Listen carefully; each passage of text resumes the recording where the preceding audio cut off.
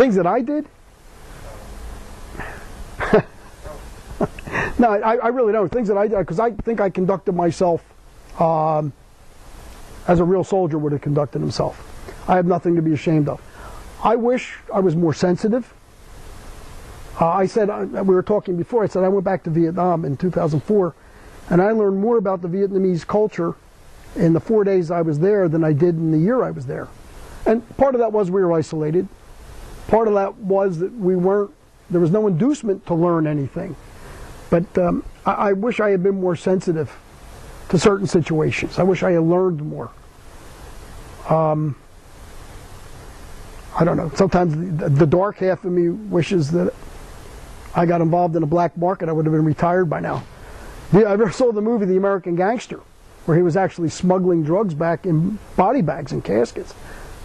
I remember actually hearing those stories when I was there, and you kind of said, get out of here, nobody's doing that. But there was an urban myth then that was going on, and people kind of poo-pooed it, but obviously it really did happen. There was a lot of guys made a lot of money in the Vietnam War, and there was a lot of drugs around. There was a lot of drugs.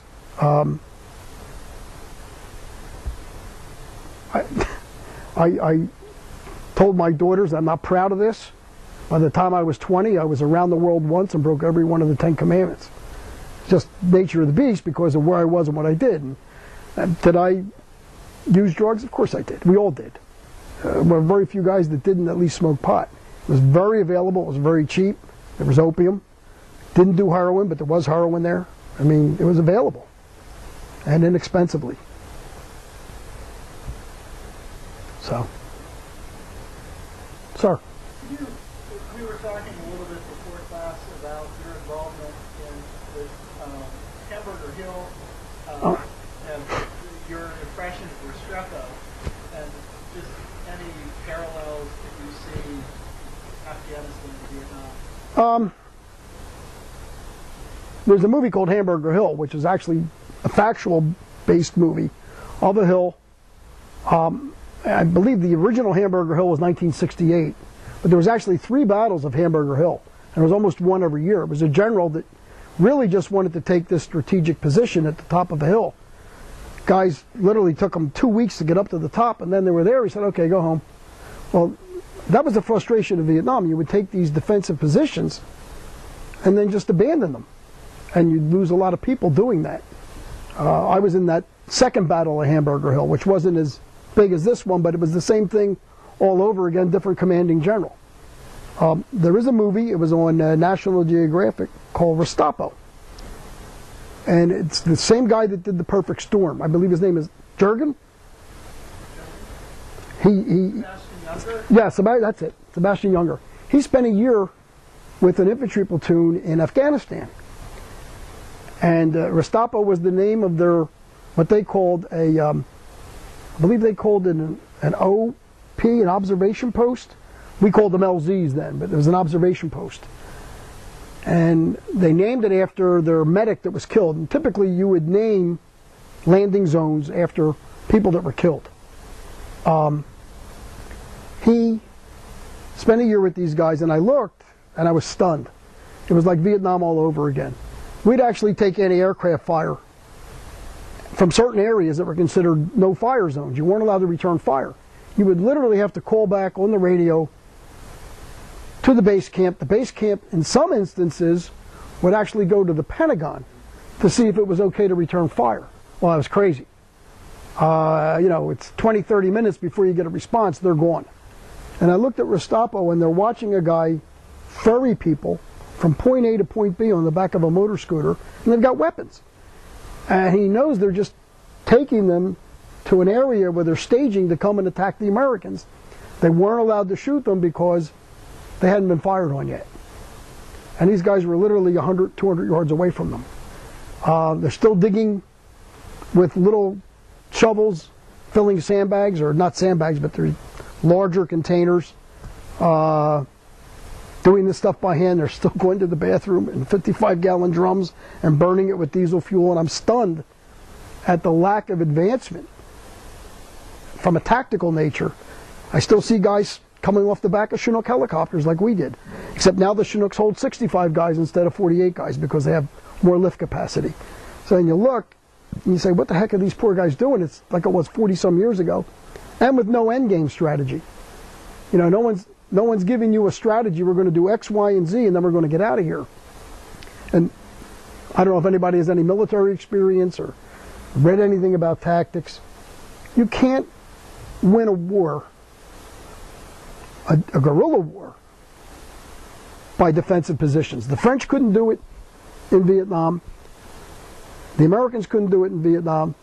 You can't do it in Iraq. You can't do it in Afghanistan. Unfortunately, you have to go out and engage the enemy. If you're not going to engage the enemy, then you've got to get out. And if you don't have an identifiable enemy, like you did in World War II, there were uniforms. You knew who they were. There was lines. You invaded a beach and you moved forward, and there was lines. In World War II, you know, they always were moving the line up. Same thing on the islands in the South Pacific. I don't see how you're ever going to win in Iraq and Afghanistan under the current conditions and the current mission style. I don't see it. And it's a shame because these poor men and women now are coming home. And by the way, just so you know, it wasn't all men in Vietnam.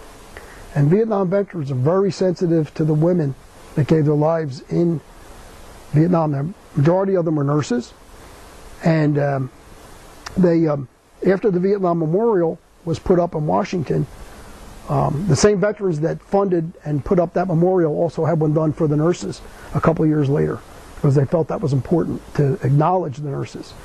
And today, you know, I know there's just as many women, or almost as many women in the military as there are men. I travel a lot for business. I sell packaging equipment. I'm all over.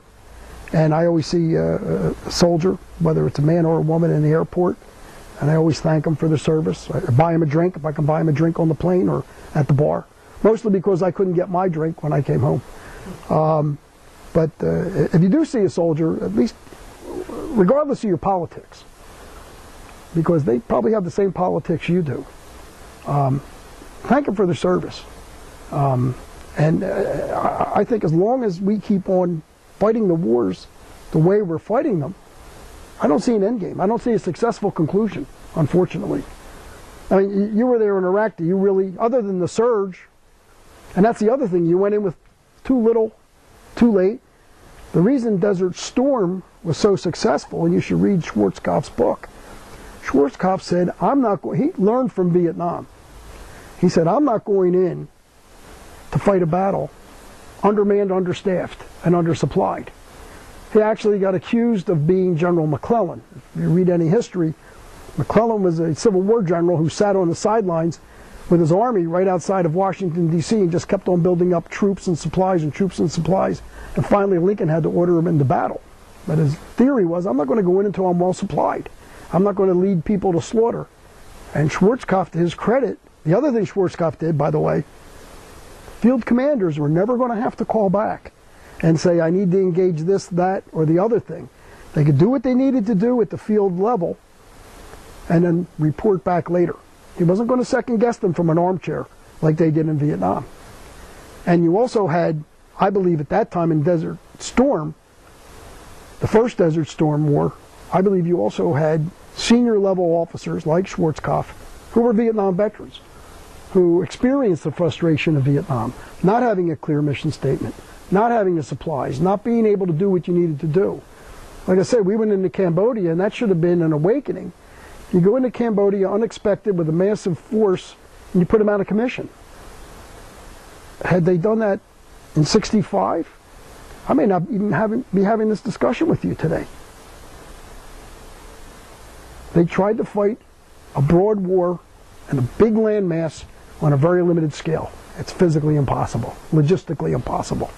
And I'm not a military guy. I never went to the war college or anything else, but I just know what I know from practical experience, and I think history bears me out. Other questions?